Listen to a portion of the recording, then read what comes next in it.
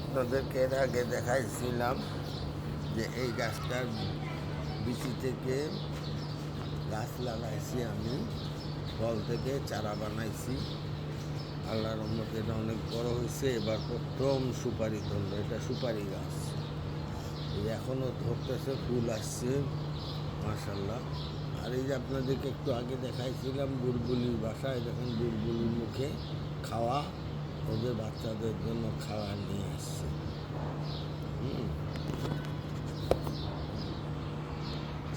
এটা আমার বারান্দায় আমি বসে থাকি। আমার উপরে যে ফ্যান আছে, ফ্যানের উপরে বুলবুলি বাসা করছে।